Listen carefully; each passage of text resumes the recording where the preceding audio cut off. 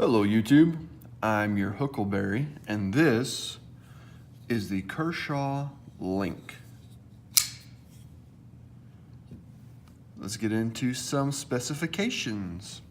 We're looking at a 7.6 inch overall length with a 3.25 inch blade length. We have a 0.11 inch blade thickness. We are looking at a 420 HC blade steel, which is in what they called a drop point. I don't know, I guess kinda. kind of a drop point, Warren Cliffy, I don't know. We'll go with drop point, with a modified drop point, blade. And it is hollow ground, and of course has this beautiful tiger stripe finish. Looks fantastic. These are aluminum scales, and it is a stainless steel liner lock. And it is left hand or right hand tip up carry. All right, let's get a weight here. See how much this guy weighs. You're looking at about 4.9 ounces. So a 3 1/4 inch blade with at a 4.9 ounce weight. So I mean it's a little on the chunky side, but that's okay. Some of us are too, right? I know I am. He's a little on the chunky side. Let's do some size comparisons here so you can get an idea for the size. Here it is against a full-size Griptilian. As you can see there, it compares very favorably there. It's just about the same size. The scales here are going to be thinner, so it's going to feel thinner in hand. But as far in terms of overall length and blade length and everything, very similar. All right, here it is against one that's a little bit smaller. How about a Kershaw Leak? So there you can see it sized compared against that. This is of course going to be have just a little bit longer blade, about a 1/4 inch longer blade, and be a little bit longer overall. But you know, again, now of course the Leak is going to be thinner in hand, but overall, you know, not a bad size comparison there. And let's see it up against the Spider Go PM2. Now the PM2 is going to be a little bit larger, a little bit on the larger size there, both in terms of handle thickness and in terms of blade length and overall length. It's going to be just a little bit larger. And finally, let's compare it against the Ontario Rat Model 2. And again, the Rat Model 2 is definitely a little bit smaller. Again, just the way it's going to feel in hand, it's going to be a little bit thinner in hand, and just overall length, it's going to be a little bit smaller. But all right, so now that you got a good idea of the size and all the specs, let's get into some of the positives and negatives.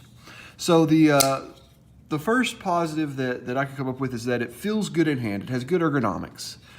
Here it is in my extra large hands, and you can see there that I could get a full 4-finger grip on it when I'm using the, you know, what they call the hammer grip.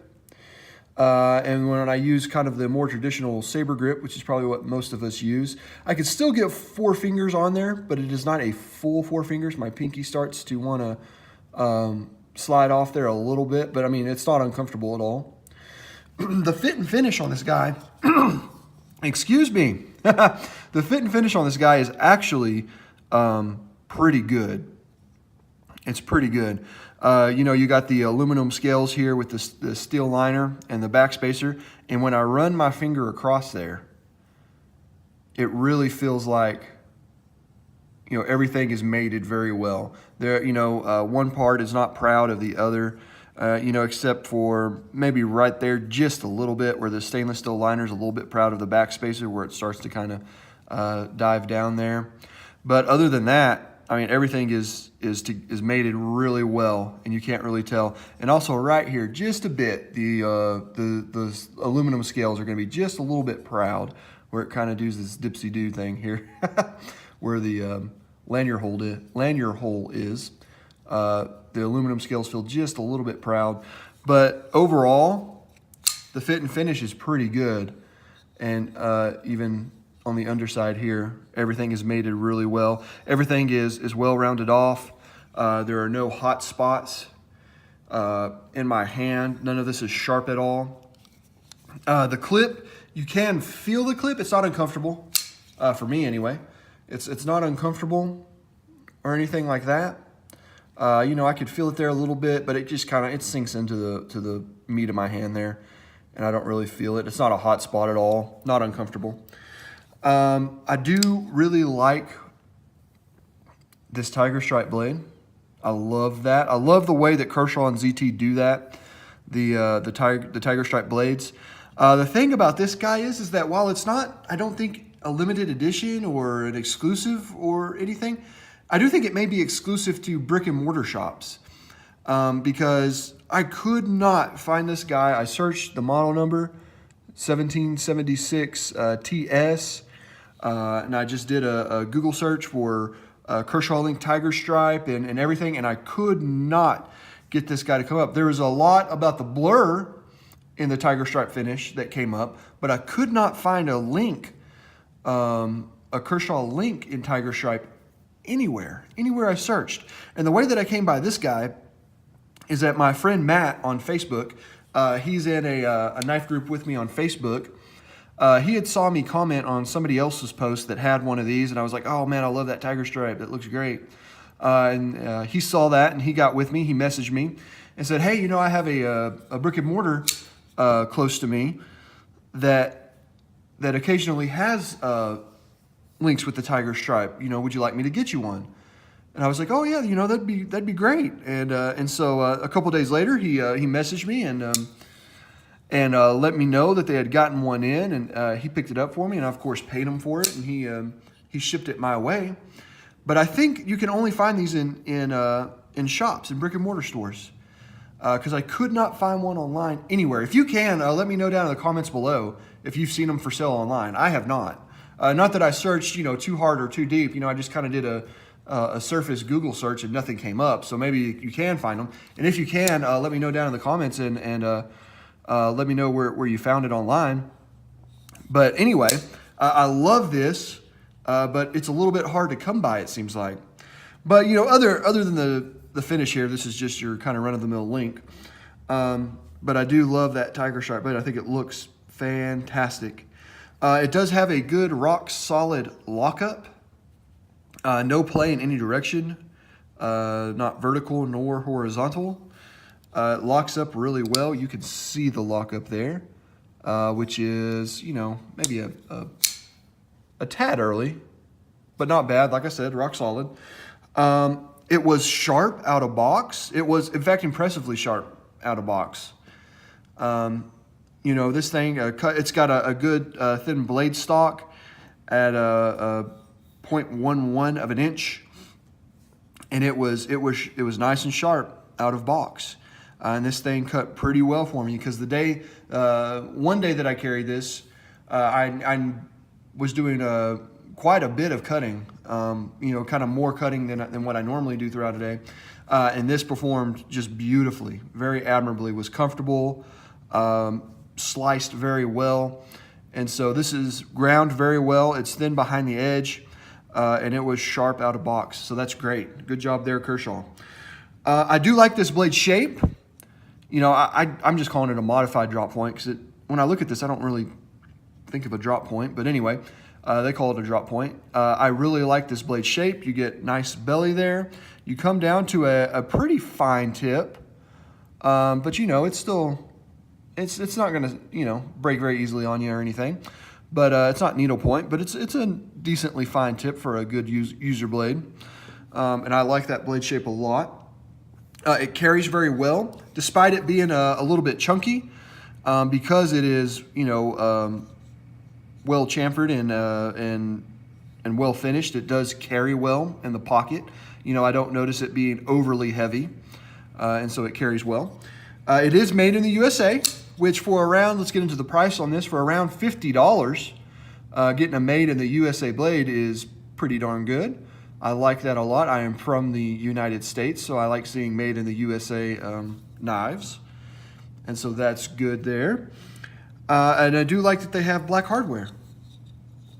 Sometimes when you get these, black handled, black scaled knives and a blade, which is, a lot of times they'll be all black. This is of course tiger stripe, but anyway, you'll get, the stainless steel hardware that don't have any kind of coating on them, that aren't black. And that just, that drives me insane. It's like, I don't really care for blackout things anyway, blackout knives. But if you're gonna do it, then go all the way and do it. Make all the hardware black too. That was my complaint about the ProTech Sprint. Because it was kind of this blackout tactical knife with the carbon fiber inlay, and the hardware was stainless steel. And you can see it. It's just like, if you're gonna do the blackout, then go all the way with it. And they did here. We got the black hardware, which is great. I like that a lot. And so that, that's my only complaint. If you're gonna do the blackout tactical thing, then go all the way with it. And they did. Okay, and now let's get into some of the drawbacks of this guy here. It is speed safe is what they call it. So it's a spring assisted knife. I don't know why they think we need that. I don't care for that. I'm sure there are a lot of people who do care for who do like the spring assisted speed safe Kershaws. I'm not one of them. I wish, if they want to do it, fine, but I wish they would provide an option. And I'm sure this is a lot easier said than done, because you have to add a detent. This guy doesn't have a detent, and so it cannot be de-assisted. You have to leave it assisted, or there will be no detent. That blade would just freely swing out. If I held it like this, that blade would just come out. But if they're going to do a speed safe, I would wish they would give me the option of it not being assisted. I know, like I said, that's probably easier said than done, but anyway, that is my complaint. It does have a lack of jimping up on the top here, which would be nice. It would be nice to have some jimping there. There's just nothing there for my thumb. My thumb's going to slide around. It's not terrible. It does lock in the hand pretty well. It's not like it's a huge deal, but I always like a little bit of jimping up on the top there. I'm not a huge fan of the aluminum scales. These are actually well done because they don't do what a lot of aluminum scales do that I have seen, kind of like the leak here, where it's got kind of a powdery texture to it, which I just do not care for in the least. Now, I like this leak overall, and you can watch my review of it, but I don't care for the powdery feel of the aluminum scales. This does a pretty good job in not doing that. These are not very powdery, but I just don't care for scales overall, aluminum scales overall. But anyway, if you're gonna do them, these are well done, but the liners could be milled out. There is no milling. If you can see in there, there is no milling of these liners. And that's a pretty decent chunk of stainless steel there. And as we saw, this was a little bit of a weighty knife compared, for a 3 1/4 inch blade. It was a little bit weighty there at 4.9 ounces. And so this could have stood having some of that steel liner milled out there. And that would have, helped reduce some of the weight, and it probably would have carried a little bit better. Even though it carries well, it could have carried even better had those liners been milled out a little bit. And my biggest complaint with this guy, kind of the overall complaint, because I really like it overall, 420 HC steel. Why?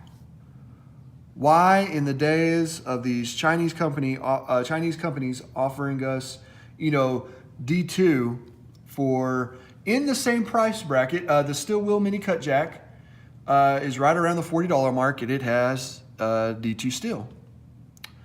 And so I don't get why we're getting the 420 HC steel when D2 can't be. I mean, this is where companies like Kershaw and CRKT have got to step up their more budget-minded options and give us D2 steel. Because these Chinese, the newer Chinese companies are doing that. You know, Steel Will being one of them. They're giving us the D2 steel, you know, for the same kind of $40, $50, $60 price range. And instead here we're getting 420HC, which is, it's a very budget steel. It's probably more budget than HCR, 13 MOV to be honest. And so I don't know why we're getting 420HC there. Now, they do have a version of this that comes in M390. Now, that's really, because that's a great, fantastic steel. And the thing about that is that it's only $30 more. Now, $30, when you're talking about a $50 knife, $30 going from 50 to 80 is a pretty significant jump. But you're getting more than $30 in jump in steel, if that made sense. You know, that M390 steel is worth more than $30, I think. They could probably charge $100 for that, you know, or you know, $90, $100 for the M390, and I think that would be reasonable. So the fact that you can get M390, you know, in this, if you like the way that it looks, of course you can't get the tiger stripe, but if you like the overall aesthetic of this, if you like the way that it feels in hand and everything, then get the M390 version because it's $30 more. And you're getting just a world's different blade steel. You know, 420HC would be down here, and M390 would be way up here off camera, because it's just such, I mean, just such a different level of steel than the 420 for $30 more. Now that is something that is reasonable. That is something that I can definitely do, and I do want an M390 version of this that I'm going to be keeping an eye out for. So if you like this knife overall, but are down on the 420HC like I am, if this didn't have the tiger stripe, then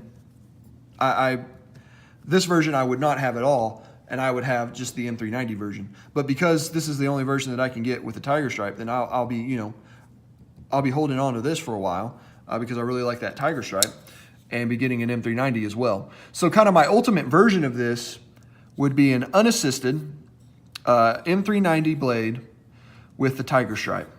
And that to me would be one heck of a knife. This is a pretty good knife as it is. It's a good user blade because it's got a lot going for it outside of that steel.